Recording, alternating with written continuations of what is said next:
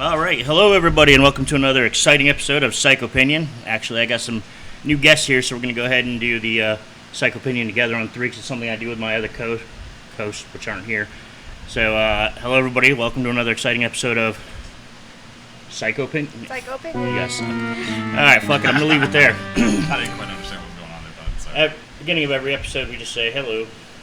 Welcome to another exciting episode of Psychopinion, but my co-host always jumps in and we do Psychopinion together. Oh, nice. I got a whole new crew, so I got to teach them. Bro. We got to teach them the ropes here, I guess. So, you notice I got a whole new crew today. I've got a special co-host today with me, Marlena and Mike. Hello, guys. What's up, buddy? How you doing? Pretty good. And I've got a special guest today who is actually the reason why we're here today. I was speaking to this gentleman the other day, and very intelligent and educational fellow, and I figured we should go ahead and do a show on what this guy knows about. So we have Sam with us. How you doing, Sam? What's up, Sam? And so today's topic is pretty much weed. The many names, Mary Jane, bud, ganja, herb, chronic, grass, dope. It goes on fucking forever. Cannabis. Cannabis is what we're going to call it, because that's like the professional The term, main I'm one. sure. That's what it is. That's what it Devil's is. lettuce. I got devil's lettuce down here. I There you just go. kind of wrote these down for fun because I was like, how many fucking are there? And I got sick of That's writing. a lot, Few. yeah. So, anyway, Sam, why don't you go ahead and start us off with kind of who you are and where you're coming from and what experience you have in the world of cannabis. Okay. Should I? Yeah. Okay. So You try to talk into it so that we can hear it. Yeah, right on. You don't have to be up on top of it, but I mean, Can you hear me? No, I was kidding. yeah, I can hear you. That was good. Yeah, basically, I'm Sam. I'm a cannabis cultivator. I've grown cannabis and medical cannabis and hemp for like well over 12 years at this point. I grew up here in North Carolina, so it's kind of fun to finally be back. All the stuff hasn't really changed here that much. I'm sure it has on some levels, but you can't walk in and get medical cannabis anywhere or recreational cannabis anywhere like legally. So it hasn't really, which is insane. But Boo. yeah. So on that, we have all these little stores around here that are selling CBD products. Are those actual real CBD products? Yeah. At this point, assume that most of the CBD products, especially in like an actual CBD like dispensary, as they would call it, or just a hemp store, whatever it's branded, those are cannabis products, but those are technically legal hemp products. And just to be clear about that, like cannabis, medical cannabis, recreational cannabis, weed, whatever you want to call it, stuff that gets you high, it's the same plant as hemp. They're both cannabis. It's just one has a specific ratio of compounds in it, and it's high in THC, and that's the stuff that gets you high, and that would be, again, labeled as medical cannabis or recreational cannabis or weed or ganja or whatever. But hemp is the same stuff. It just has a different ratio of cannabinoids and compounds, and that's a CBD heavy. And it's tested in a lab, and it says that the THC percentage is under a specific amount, which is 0.3% THC by dry weight. And pretty much anything that a cannabis plant produces, that product can be tested, that end product can be tested, and it's under 0.3%, it's going to fall under the farm bill. It's going to be a technical hemp product. So Right. by law, it's pretty much the same thing. So there's really effective, wonderful hemp products out there that you might even catch a small little buzz on, but it literally is probably the combination of like the terpenes in it, which are another compound in the plant, and then also the other lower levels of THC and CBD and CBG and all these other ones that work together. Some people call it an entourage effect. Some people call it a symphony effect. It's just when you see the Sounds word nice, symphony effect. full spectrum medicine, that's if you are in one of these hemp stores and you want to like get the most out of your money, try and get a full spectrum medicine. Right. Now the one caveat to that is, especially in a place like North Carolina, if you take drug tests for your job or to keep a specific medication like a pain medication or something like that, like certain hemp products, because they have trace amounts of THC in it, although legal forms of it, it still can make some people fail a drug test. So if you still want to use a CBD product, go into these shops and specifically ask them for a CBD isolate. And even then, you could be gambling a little bit, but they should have lab tests that say there is 0.00% THC because it's been stripped away. But So if you're looking for the CBD and you're looking to not have it show up on a test, you're looking for an isolate. Yeah, pretty much. And, okay. And again, here's the thing is, you're probably going to pay just as much or even more for those products than a full spectrum hemp product at this point, and they're going to be less effective usually in whatever you're going after because they don't have all their little buddies in there helping. You know what I'm saying? So oh man, that sounds lonely. Yeah, right. It is. So actually, I was just going to kind of go down the road here and kind of go where it takes us. I think there's so many questions, so many things to cover here that I'm just going to kind of let some of this happen naturally. But since we just discussed the drug testing, that is one thing that I was curious about, and I've reached out to some people to find what some common questions would be about this industry and kind of answer some of those today. So one question that was there was where it is legal, and the states that have already been legal. We're in North Carolina, so it hasn't been legal here yet. I've worked in a lot of different jobs around here. How would you manage that? Because most standard drug tests for marijuana, it can be in your system for 30 days. Is that correct? Yeah. So I know, like, when you have an accident at work, they need to find out whether you're under the influence. So if cannabis is legal in North Carolina, let's just say that becomes a thing, and you can smoke it recreationally, how does that work? Because say you get into an accident, how do they even determine whether you're high or not, or is that just something that we have to kind of throw out the window? No. So basically, in a legal market, it's what you're talking about pretty much always falls under the federal laws. So as long as cannabis is federally illegal, like THC is basically what is their prohibition on. Almost everything else in the cannabis plant is now legal because of the Farm Bill. Just to be clear, finish up that last thought. Like the specific compound that is illegal now is THC. So basically, when federally they say this is now going to be regulated like alcohol or anything else that's kind of legal but regulated, that's when people like Lowe's Home Improvement can let you on a forklift. You get into a wreck, you fail a drug test, and as long as they can have some threshold and say, well, he clearly didn't smoke 10 minutes before he got on there, but he smokes on the weekends, he should be okay. But again, those days are not here, and they're not going to be here for a while. So in legal states, you still, if you want a job where you're operating heavy machinery, or driving a truck or something like that, they don't care if you have a medical card. They're going to pretty much say you have to pass a P test and figure it out, and pretty much because their insurance relies on them saying he passed a P test.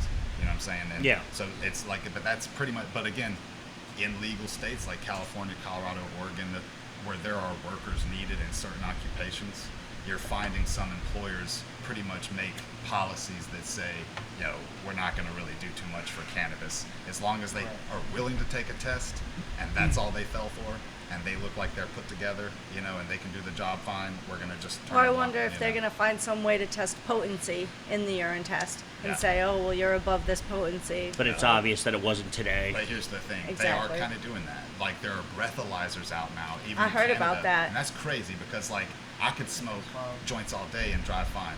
Like, my girlfriend, she takes a hit off of cannabis. She's, like, tripping balls for 12 hours. So, like, she definitely Affects shouldn't be everybody behind it. differently. Yeah. So, again, like, you're going to find lawsuits.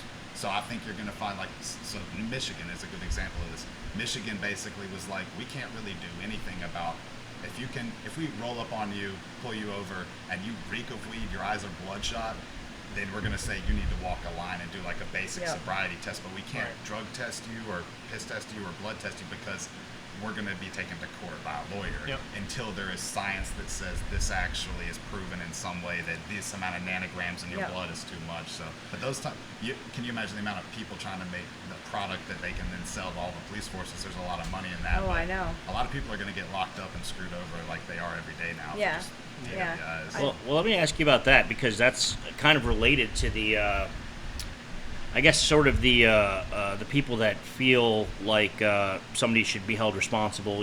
Obviously, if you smoke, it's a type of intoxication. Oh yeah, sure. So, what is the? I did notice that a lot of the states, or I think across the board, it's 21. So they do have an age.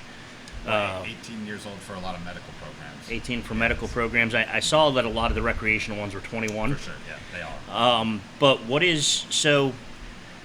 Obviously, we all know better than you don't get tanked and go for a drive. So if you were to sit here and smoke, I mean, it really doesn't matter. If you were to get high, what at least is your opinion on that? How intoxicated? You know what I'm saying? How intoxicated should you be or not be in order to operate a vehicle? because that is definitely something where a lot of people are like, oh man, when I'm high, like I drive better when I'm high. I notice everything. If anything, I drive slower, and I get all that. But at the same time, what if there is an accident? I mean, you're going to be held accountable for being intoxicated. Exactly. I feel like as long as you're personally responsible for yourself, and like that's the beauty of cannabis above alcohol, in my opinion. Why there's no argument when alcohol is legal and cannabis is not. It's not because of this one argument. Like, how can you expect you to go to a bar and drink 3 drinks and tell yourself you're okay and then get in your car and go home? But I can smoke 3 joints and say I'm good and then go. But again, you might test different on a thing. So cannabis has always allowed me to always be in control more than when I'm in alcohol. I can smoke all day and still know, okay, I just took a concentrate. I just smoked a bunch of hash and I'm really high right now. I'm still aware enough to be like, I should probably wait a half hour to go drive. Me, on the other hand, it's an anxiety thing. If I smoke too much, I get too much anxiety, and I know I need to calm down first before I get in the car. So it's very rare that I feel like the amount of people that are going to have accidents on cannabis are going to be much less than alcohol. It's going to take some people, again, being personally responsible enough to say, I'm sitting put while I get used to this drug. And I would absolutely agree with that, but you also have to look at it from a legal standpoint. How would you handle that? Would you handle cannabis intoxication the same as alcohol intoxication? I think that right now, like I mentioned with Michigan, they're doing the best that I feel like you could do. It's almost like give them the benefit of the doubt, but if you get pulled over or you're swerving and you pull over and you're clearly high as shit and you can't walk a straight line, you're getting locked up and taken to jail.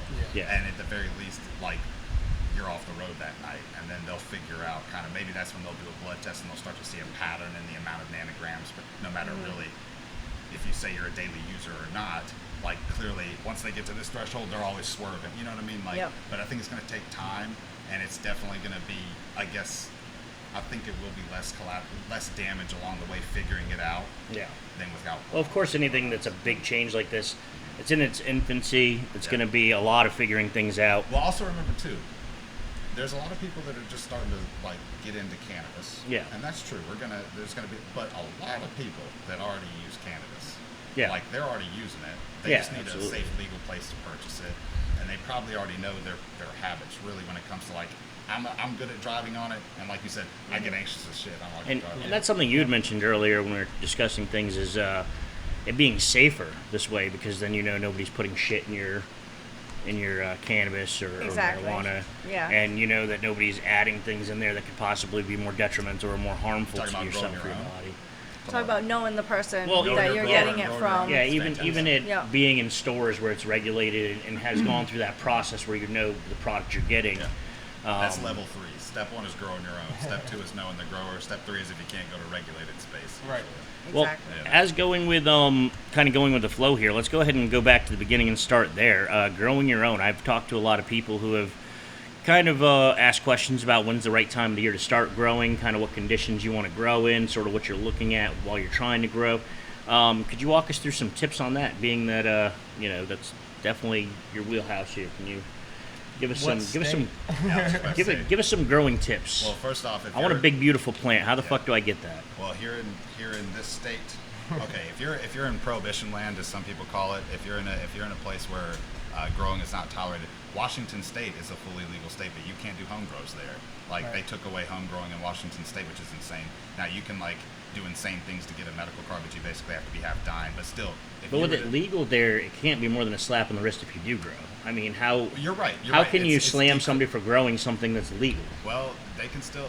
I mean, make they can, but I mean, it's not like it's going to be. Yeah, here, okay. I was going to say it can't be that serious though. Yeah. Well, first things first is if you're not in like a legal market, grow indoors if you can, because that's going to be the safest thing.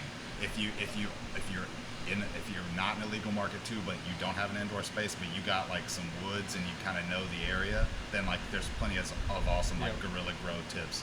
And the best time to start that is, usually when you would start a tomato plant or really anything else. And like some people will start them indoors, maybe around February, they'll start it by seed and then they'll move it outside in March or April.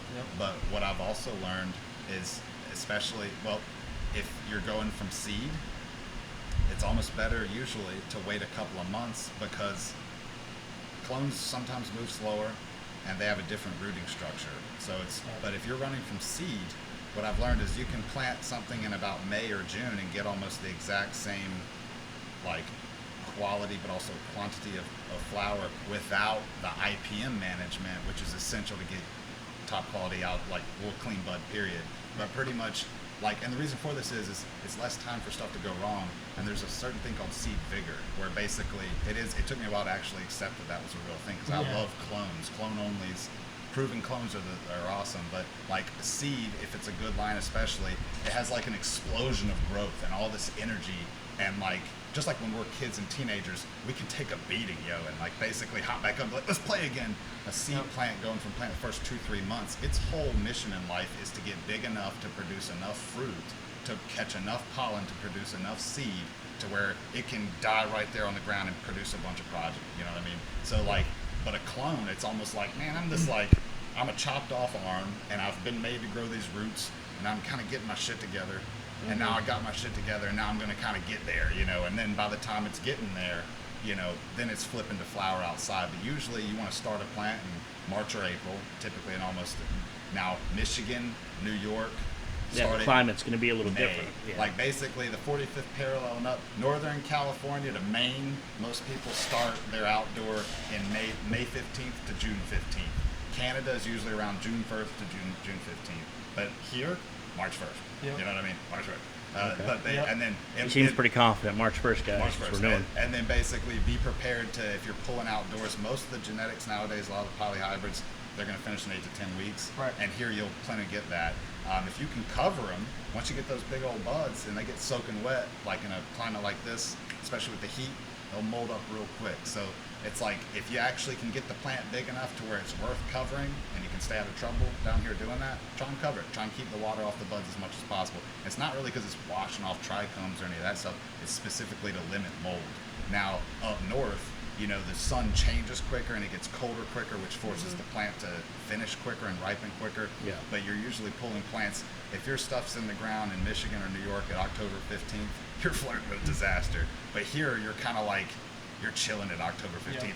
At Thanksgiving, you're probably harvesting here and being like, dude, this is the prettiest shit I've ever seen. Yeah. As long as it's not Throw a little in the cornucopia. yeah. You know? But now indoors, and this is how I existed. Before I ever grew outdoors, I grew indoors for over 10 years straight. And basically, like, it's perpetual. Like, that's where, well, some people do it differently, but in a place like, a small place like this, you could set up 3 or 4 environments, small little environments, and you could rotate crop cycles where you have plants, either your mom plants where you're keeping those genetics alive, where you're just taking plants when you want them and then starting them, or you're starting from seed, but you have basically a beginning, a middle, and then a flowering cycle, and you kind of rotate them every 3-4 weeks depending on how many you got. And some people, instead of harvesting every 2 or 3 months, I used to harvest every 3 weeks. So I'd have a fresh batch of flower that I'd take to the dispensaries in LA, and it was easier to keep really stinky, because it's hard when you have 150 mason jars on a rack, or when you're trying to do it, it's just, let's get it to the dispensary if they'll take it. And also, you don't want to have 20 pounds in your house, even if you have a license to do so. Absolutely. But yeah, it's You said that you prefer clones. Why? Can you just tell us what the advantage is there? proven and uniformity, meaning this is like, you could take 5 brothers, and one of them might be an elite basketball player, an athlete. And if you could, wouldn't you want your whole basketball team to be like the 5 elite players? Yeah. So what I mean by that is, so like, say you're like, hey man, I want a pound of Blue Dream flour, and I want it to be, so ideally you're thinking it's all going to be the same. Most people think that, oh, I'm going to grow Blue Dream this year. They'll buy a pack of Blue Dream seeds, they'll plant those seeds, and then might get 6 of the 12 seeds are actually female plants, which is what we need to grow buds. Of those 6 plants, they might all kind of have some similarities, like 6 sisters would, but they're going to be quite different, even for a worked line, as they call it, meaning a seed line that was bred correctly by the breeder. But what a proven clone is usually a dude that knows what he's doing, has planted dozens, hundreds, or thousands of Blue Dream seeds, and picked the actual one that is the best smelling, tasting, most potent, easiest to grow. And then you clone that one 10 times, 100 times, 1,000 times. If 1,000 plants will fit in this room, I want 1,000 of that exact genetic. Exactly. Because most people think that's like the cornfields and soybean fields and everything that we see every day that is super uniform. The only way to get cannabis crops like that is from clone. If you're doing seed runs like that, some plants will be 5 feet tall, some will be 3 feet tall, some will taste kind of sweet, some will taste kind of sour, and like that. So that's the beauty of cannabis, is the variables there can, like, there's so much possibility. It's an incredible thing. But really the beauty, like, also if you were a new grower and you were like, dude, I want to grow some weed, I want you to be successful for starters the first time, so that you do it again. So the best thing is to actually get a grow set up and then me give you a clone and say, this is exactly what this is. You're going to be done with this in 9 weeks. You're going to feed it exactly this if you love the bags of weed you've been getting. And like, it's just like that. It's like a guaranteed, that's like consistency, and you can predict that. That saves money. It produces higher quality medicine across the board. So You have a good idea of what you're going to get, so Yeah. you're not really, too worried about. But also remember this. This is the beauty of seeds. Is who's going to find that next blue dream? Who's going to find the next Gorilla Glue number 4? So like, you've probably heard of Gorilla Glue number 4. Everybody's heard of that. That's an extremely interesting story, and that's basically a dude, a regular grower just like myself and any other grower, that literally popped a bag of seeds, popped some other seeds, was like, this is a beautiful plant. This is a beautiful plant. So he made selections of both lines. He bred that plant in a small room, had 6 or 7 seeds that came out of like this little bud. He popped all of them, meaning he germinated them, numbered each pot 1, 2, 3, 4, 5, 6. And when he got done 70 days later, he was clipping up one of the plants, and his scissors were just sticking together. And I think he had some Gorilla Glue or something sitting in his shop, and he just was like, I'm gonna name this Gorilla Glue.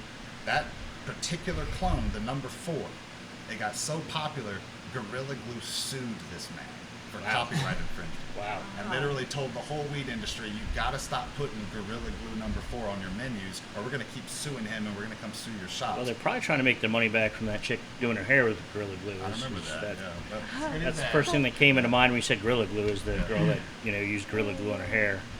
But that's what's happening. Is Yeah. basically that was the very first copyright infringement lawsuit in modern cannabis history.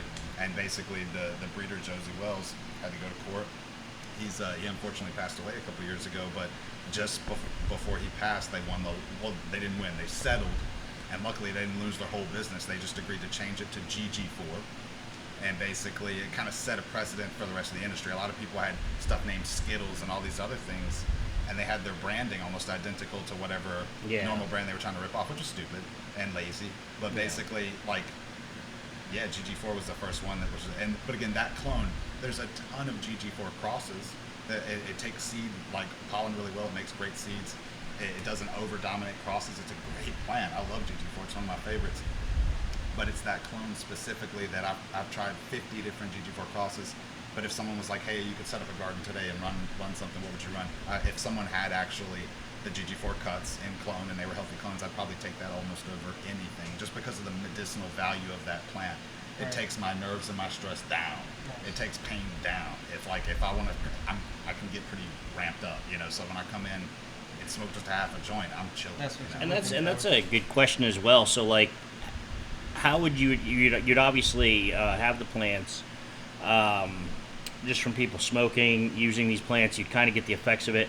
And then a lot of times, is that sort of your goal when you're breeding plants? Is you're trying to get a different kind of high or a different kind of medicinal element? The people that are kind of in like our world that I really respect are the dudes that really do understand the medicinal value of this plant. There's a ton of money involved, and it gets real gross real quick. But like, when you've seen people's lives saved by it, you're just like, dude, it doesn't really matter. We're gonna just do this. But basically, it's people that realize like the GG4 is extremely good for pain management or for sleep aid or something. But somebody's like, I got too much work to do. You know what I'm saying? I got too much work to do. So they're gonna take that super silver haze if they can get their hands on it. And that's always the thing. It's like, people think, oh, I'll just take this and this, I'm gonna buy a pack of that. No, you need the original cutting. Yeah. You know what I mean? Yep. And that's so hard to get. And that's actually part of what I'm doing in Oklahoma, is I'm gonna build a clone menu. And Well, if you can find the one that they want to name after Red Bull, that's probably my speed. right, they'll breed that into something like GG4, and they'll go through the progeny, and they'll make selections and try them all, and send the ones to the lab that really do make an impact. And they might find one that has like an elevated level of THCV or CBG or something in it, along with the high THC, and or a terpene combination, which a lot of people are really starting to understand, that it's like, it could be 15% THC or 25% THC. It doesn't matter if your grow system produces a profile that has these specific terpenes instead of these specific terpenes. It's way more powerful. You know what I'm saying? And it's really, and that's where like you hear about living soil. The living soil grows, the organic grows, all that kind of stuff. That right there, potency and quality, and then numbers on a lab report, meaning that if you're a business owner and you're wanting to grow cannabis for market, you want the highest terpene percentages in the lab report, and you want the highest cannabinoid percentages by far. That is the selling point. And living soil, if you can get it to pass the microbial test too, because that's where it's like grow it sterile and like have lower numbers and always pass your test, or kind of go balls out, live on the edge a little bit, grow it dankety dank, maybe fail a test or two or learn how to pass them, but you're going to have the best weed on the market, but the best medicine on the market. That's that organic living soil, and that's a whole rabbit hole too on just how like the microbes and everything work in the soil to make that plant express the genetic potential of it. It's a fascinating thing, but that's what a lot of like actual medical growers have learned. Like weed growers have pushed horticultural science so far forward in the past 5 and 10 years compared to any other plant industry out there. I don't care what anybody says. Right. Cannabis is regulated in like medical and recreational legal markets. It's regulated more than any food product on the planet. It's scrutinized and tested harder. Like that's one reason why a lot of operators are shutting down even in legal markets, because the price of a pound is now around $200 to $500 generally for like an outdoor or what they call a mixed light depth scenario. The flower that comes out, and then basically they can only sell it for $500, but it costs $400 to test the whole pound. See what I'm saying? Okay. And that's just the lab test. The cost of production is probably another $100 or $200, so they're losing money on just putting out a pound. Well, do you think that that's kind of the direction that we're going to be going with cannabis? Because I can't help but think, big tobacco, big alcohol, Almost there, yeah. We're going to be going to a point where what a lot of this has done, maybe people have taken time to realize this or not, but throughout the years, these big companies have kind of found ways, whether it be pricing or whether it be supply and demand, to kind of edge out those smaller guys, so that their product is on the shelf, so that their product is what you're buying. Because from the very beginning, when legalizing marijuana became a thing, from the very beginning, I knew it wasn't going to be a thing until the government, or at least state government, could make their cut on it. Because That's all they care about. yeah, I mean, at the end of the day, the government's not going to let anything be sold that they're not going to get a tax on. They're not going to get a cut of. Yep. It's even better if their boys in Congress have, those connections, and they're making money off it in the stocks, and et cetera and so on. So I mean, it kind of feels like, from what you're saying, that's a little bit of the direction we're headed in, where they're cutting out the personal growers, and then they're even cutting out some of the smaller growers, because it's just going to be cheaper at a larger scale. Yeah. It's pretty much the people that had not tens but hundreds of millions of dollars. They've come in and bought up hundreds and hundreds of licenses in multiple jurisdictions. They're called multi-state operators, and they are basically the Philip Morris, the Marlboro of cannabis already. Well, a lot of them are backed by certain pharmaceutical companies and this and that. But again, like the cigarette companies are coming, and they're getting into it too. It's just they're waiting a little bit longer.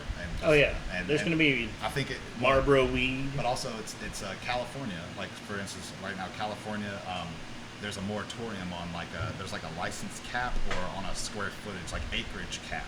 Can't remember, with something like that, but it's up next year. And basically, the minute that happens, Marlboro can really come in and start selling pounds for 20 and 30 Well, how do you feel about that, though? This has been a passion of yours for a long time. Yeah. You've been in this business for 15 years, you said. Yeah, pretty much. Yeah. Probably even longer if you want to go just from when you were a kid and your interest. Yeah. And so this has been a passion forever. How does that make you feel, that it's almost like the guys like you, the guys with the passion, the guys that really care, it's like one day it's almost inevitable that you're going to be just cut out by Philip Morris, I'll be farming vegetables real soon for my bills, dude. Yeah, I mean, it's kind of sad almost, because you have these real guys like you on the bottom level, people that are really putting their heart and soul and kind of their passion into this, and it's another example of just being washed out by the corporation, Yeah. No, I watch a lot of my friends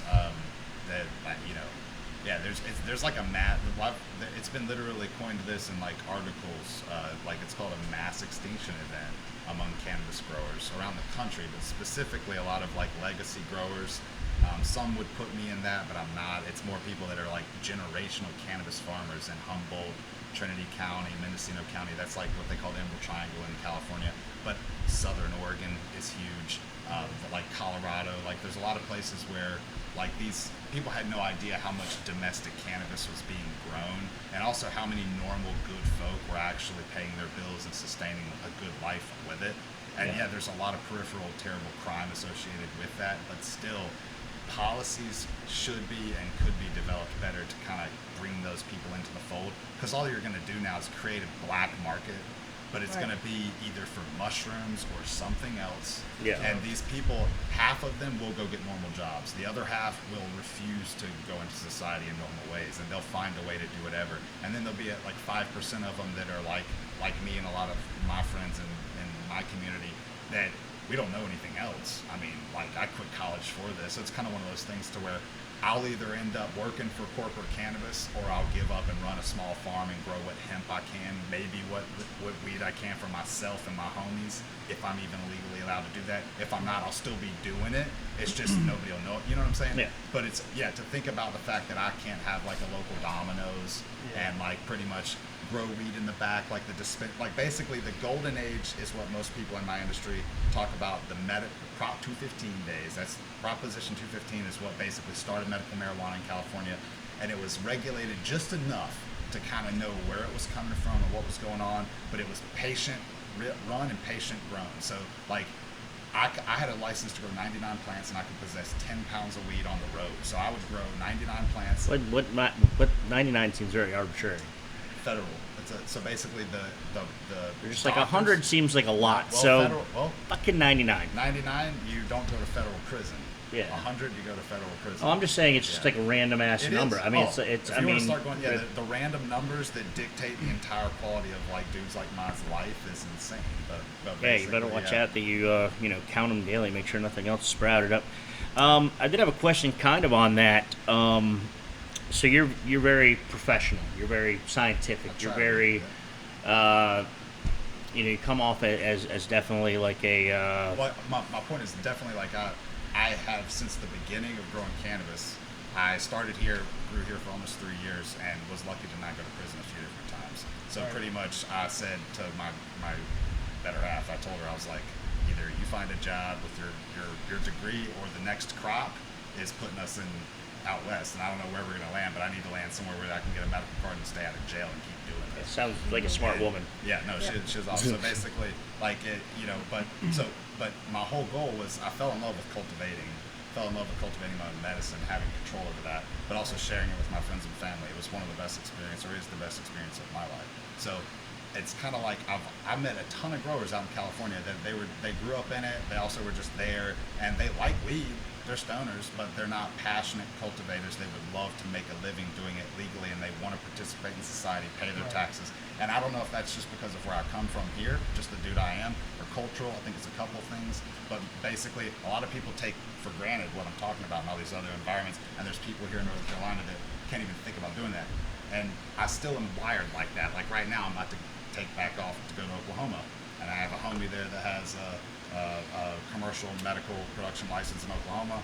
He's got a processor's license, and I'm going to hold the hemp license on the farm. So we're going to be able to cultivate and do everything. And and Oklahoma is kind of like one of the last places that, again, still exist on a lot of the old medical laws. They haven't recreationalized cannabis and allowed multi-state operators and big money to come in for that. Now, there's a lot of other money and players. Half of California's growers moved to Oklahoma in the past few years just because of legal reasons and whatever.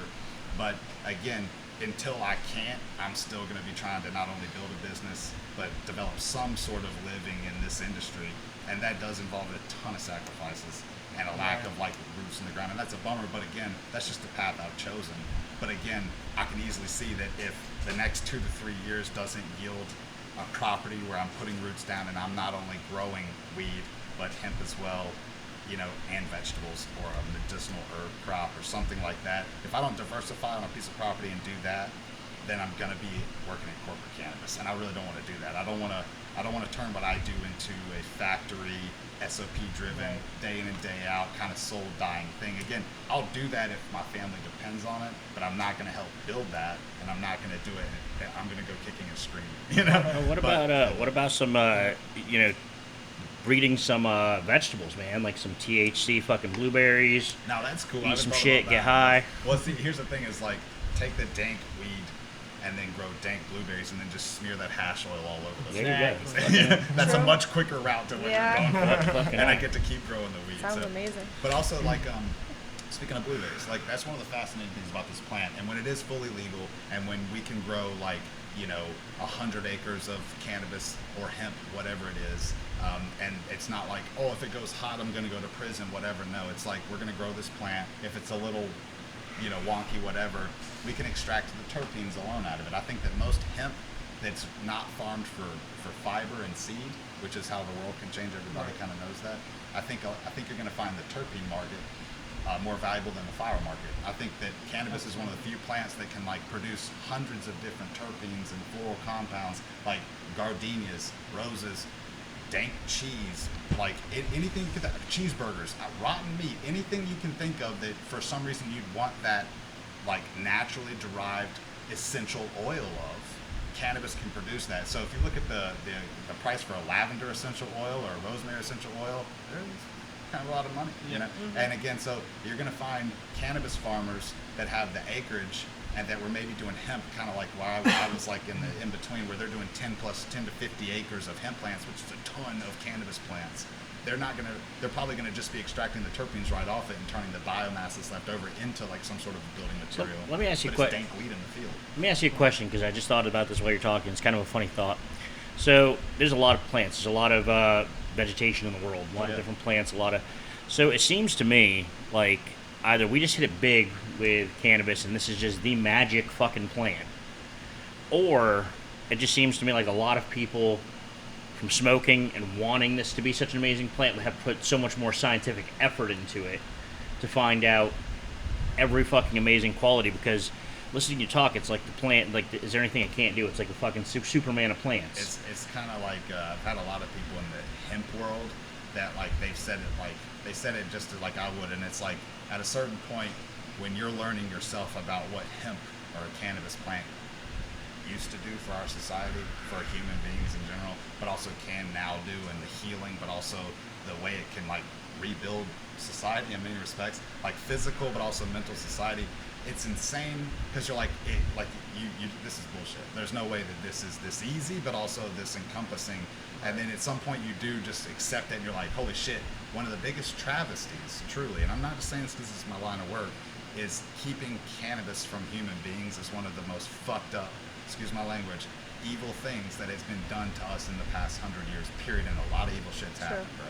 And I think it is because our ancestors, dude, like your great-great-grandparents had access to tons of cannabis medicine in the pharmacies in this country up until they also had Coke. Exactly, but still, cannabis was in over like a third or a quarter of all medicines, and so our ancestors' bodies and minds were built with this plant around, and also you got to think about it this way. Do you know how much livestock used to eat hemp? And not like GMO corn and all this stuff. Like, it's not the GMO, it's the glyphosate on the GMO.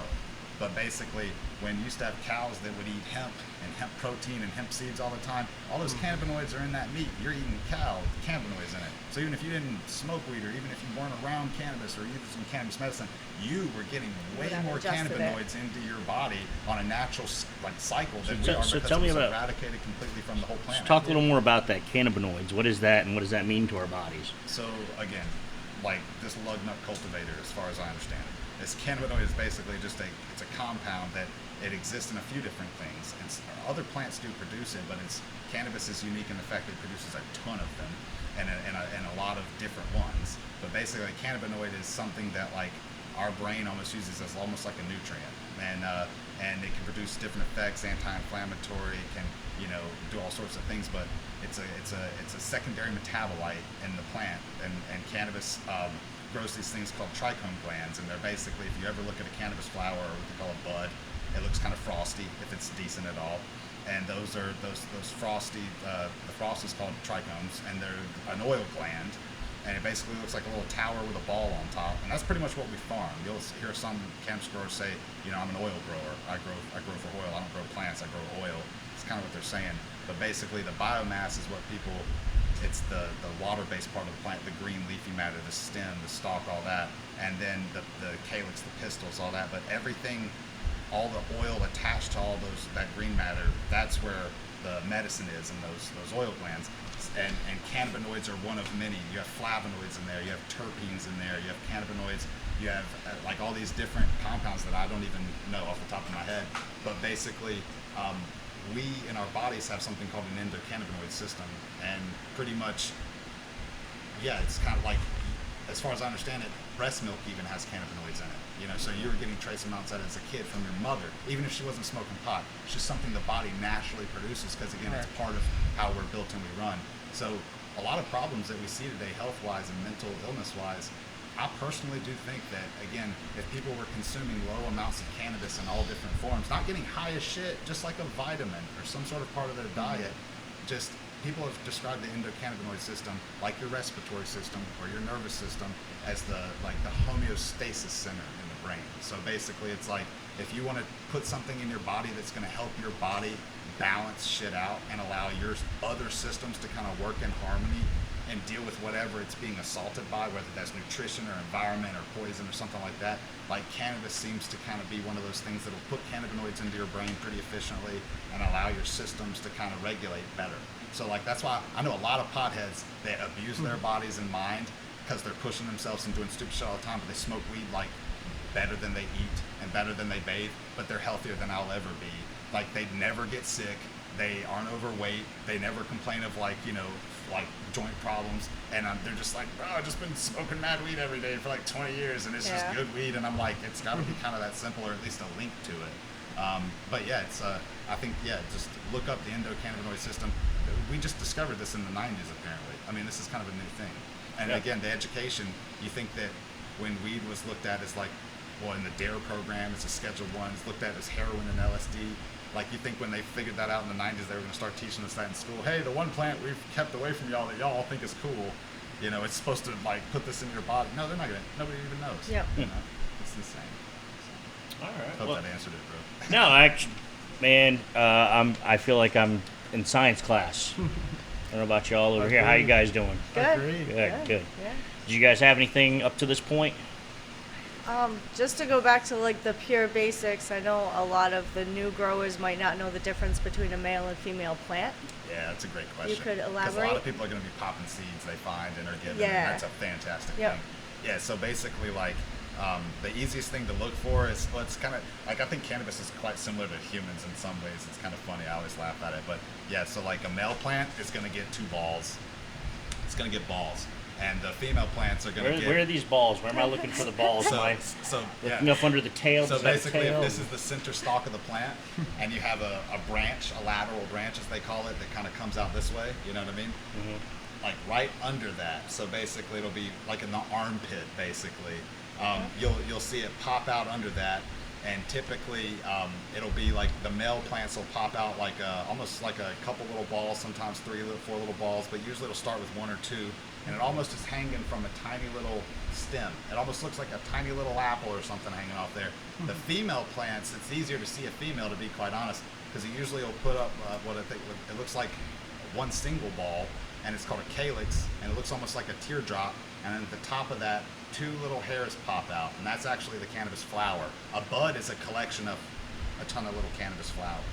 So like the cannabis flower is, it's a tiny little ball with 2 little pistils. And usually they're bright white. If you get a really unique strain of cannabis, sometimes they can be pink, like fluorescent pink. It's cool as shit. Fluorescent pink balls. Awesome. Yeah. So what's the ratio here? Because when I was younger, I remember basically male plants are basically fucking useless except to pollinate. Yeah. So pretty much if you just want weed to smoke or hemp to smoke or whatever you want, cut those males down as soon as you can. Now, if you are trying to preserve a line, meaning that you say you bought 1 pack of original blueberry cannabis seeds and you're like, these are the last ones I'll ever find, it's actually prudent for you to select the healthiest male and then take your best female plant, or actually all of this. Say like you get 6 females out of that, and you really want to preserve these genetics, then you would basically let that one male go, just go at it. Throw on the Barry White. the pollen, and just let it go. Exactly.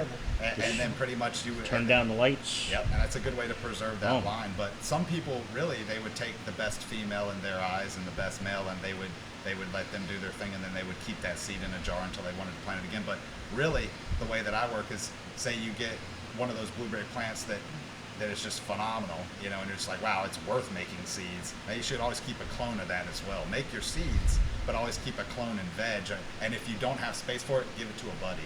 That's that's something that we all growers have been like, man, I'm not giving this one to anybody. Nobody. And then you lose it. Because the world sometimes just says, I'm gonna shit on your life right now. and like literally, dude, I have like any grower that's been at it as long as I have, especially in the area, like I've had rider trucks backed up to front doors and had 105-foot tall plants in the middle of the mountain. I've done it plenty of times, like more than once. So like but still, you're gonna lose a clone. Give it to a buddy. It's like, if it's worth it. But again, kind of like a safety deposit for sure. box. Yeah. Not only is that a spreading of the medicine, even if an asshole ends up with it one day, but his mom isn't an asshole and she's sick one day and smokes a joint and gets relief on it, it's worth it. So you know what I'm saying? So how many males? What is the ratio? But ultimately, how just many? To be clear, don't keep males around unless you really know what you're doing, because you could be fucking your shit all up and your neighbors, because pollen goes everywhere and it's actually quite hard to control. So make sure you have what they call a little breathing chamber set up, and you can YouTube the hell out of that. But really, it's simply like a little box or a tent that has a HEPA filter on it, and it'll trap that pollen. And there's many ways to kind of minimize this, but again, just before anybody's just like, man, I'm keeping males just in case. No, it's going to start putting off pollen. It's hard to slow it down. I remember when we were kids, somebody I knew was growing out in the woods, and that was our understanding was, if you had 6, 7, 8, 9 females, you kind of wanted to keep 2, 3 males just to kind of keep the pollination going. Of course, we were like 14, so if you need the seeds for the next season, that's a great call. But again, it's if you knew to like take pollen from the males and put them in like a jar and then kill those bitches off, and then pretty much take at the end of the season, put a bag around it and then put some pollen. If you were doing that, then y'all were killing it at 14. That's how you got the most bud you could for your smoke that year, but also made plenty of seeds. It's like the longer I live, the more evidence I get that males are pretty much useless. Yeah, it sucks. Males bad. Like in general, it seems like this is the great. So in cannabis, just to prove that point. Well, some people are like, dude, don't say that. But pretty much, say you take that proven GG4 clone, and she's a female. With cannabis, you can actually do specific things to it, like spray. One of them is silver cloud sulfates. Basically, you can spray specific hormones on the plant, and you don't smoke this plant afterwards, but it actually will cause that female plant to produce a pollen sac. And it is a female DNA pollen sac, but it will cause that female bud to produce a pollen sac that it then can self itself. It can literally pollinate itself and they make what they call an S1. And so that's basically a feminized, selfed version of that plant. Right. And almost always those seeds will be females. Almost always. I've never actually popped a fem line and gotten a male. I've not tested more than probably a few hundred, but like, it's obvious, yeah. There you go. So the future of seeds, really, say like at the garden center in like 5 or 10 years, if you're like, were to go to, just like a regular garden center and there actually was cannabis seeds there, they're probably not going to be regular cannabis seeds, because we don't want our neighbors who don't know what they're doing for their males to screw everybody up in the neighborhood. But also, if you're planting 12 plants and you've prepared 12 spaces, you want 12 harvesting plants. You don't want 4 that you had to cut out because they were males. Yeah. So it's like, especially if you have a number range of how many plants you can have, you exactly really don't want to be wasting space. Yeah. And yeah, so that's feminized seeds. They're very they're valuable because of that reason. Fem lines are huge in Europe, and that's mainly too because they grow smaller grows and yada yada. But also autoflowers is kind of the next thing, and a lot of traditional cannabis growers are kind of still being sold on autoflowers. But what that is most cannabis are what they call photoperiod plants. So you actually have to grow the plant, and as long as you have that light cycle for like 14 to 16 hours of the day, it's not going to flower. But at the minute that, like the sun in the fall, when it starts to get darker earlier in the day, that triggers the plant to start to flower. And pretty much auto flowers, where they took a very kind of specific rare line from Siberia that kind of just flowered on its own. And but the quality of medicine was dog shit. It was just terrible.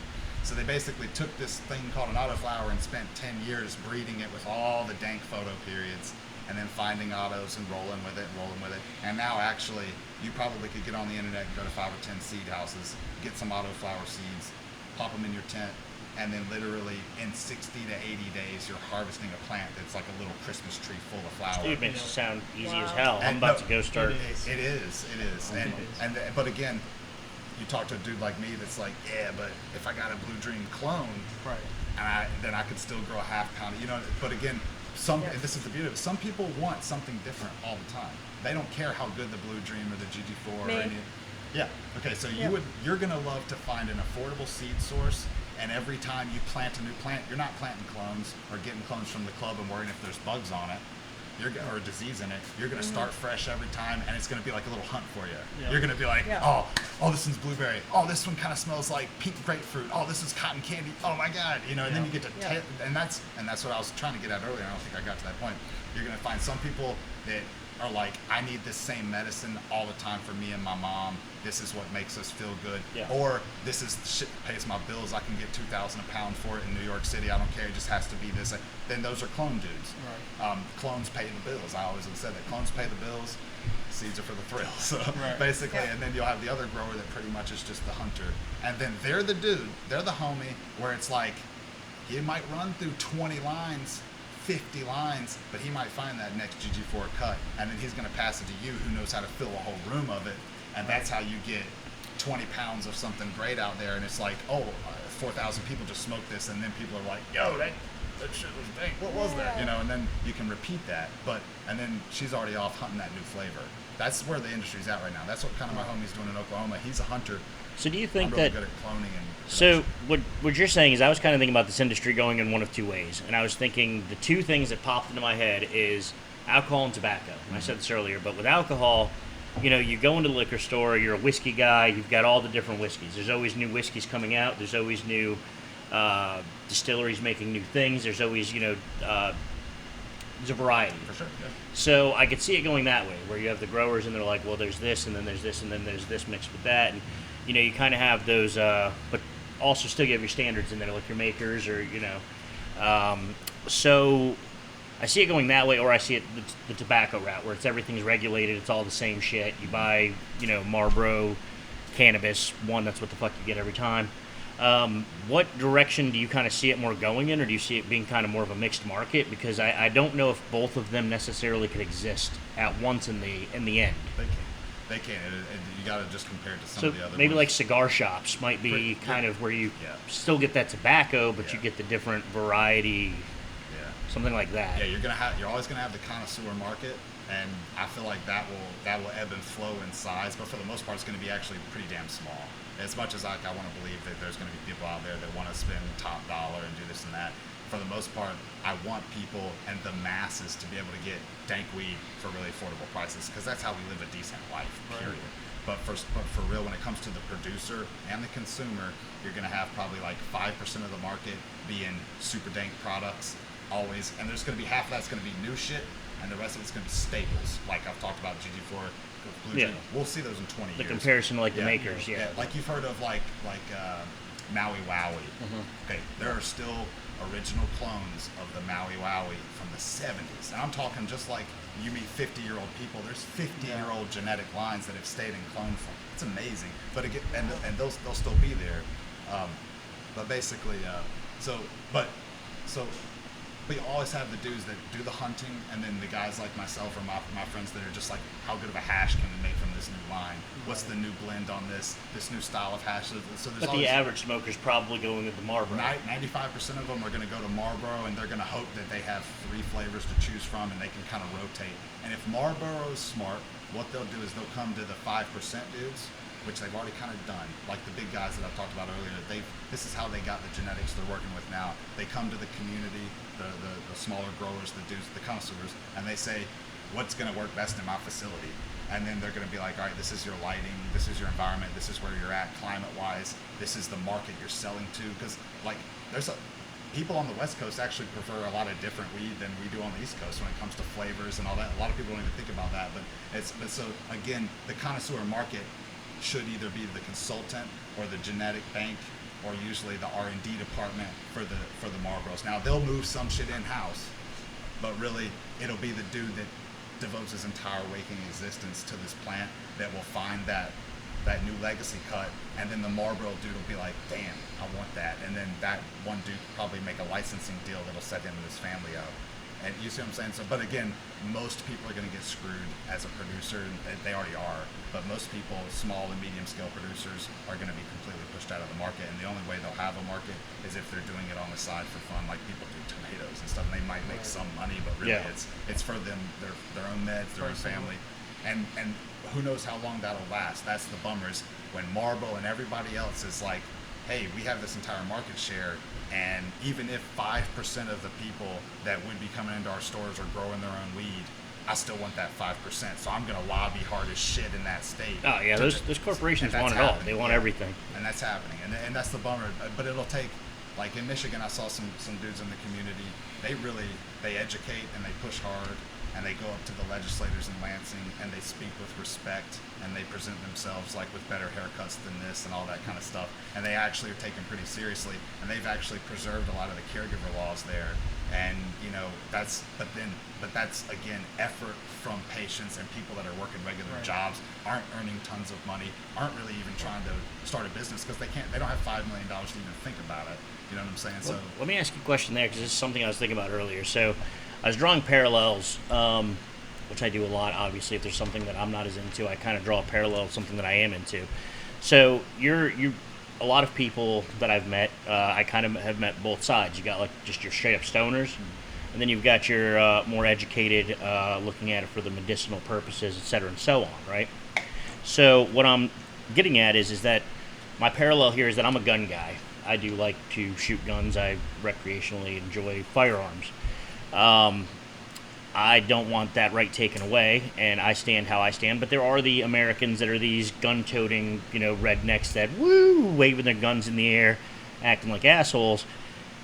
So being that person, we are technically on the same side, but they're not helping my cause, because my cause is that there's nothing wrong with owning firearms as long as you are responsible and respectful, so on and so on. And I'm not really getting into that here. I'm just making the parallel. So when it comes to this, when it comes to cannabis and people pushing for these medicinal properties and going to these professional settings and kind of lobbying that way, do you find that the people that are... Thank you, Mike. Do you find that the people that are... that's been bugging me the whole show, but I just didn't want to... So, do you find that there are people that kind of have the same agenda as you, but just kind of also sort of make that side of it look bad? Yeah, there's totally, if I got you right, there's totally dudes that mean well, but totally do a disservice to the movement. Yeah. Yeah, there's a lot of And that's what I'm saying, like the guys that like... That's unfortunate. Yeah. But really what that is they're a product completely of their environment and of the war on drugs.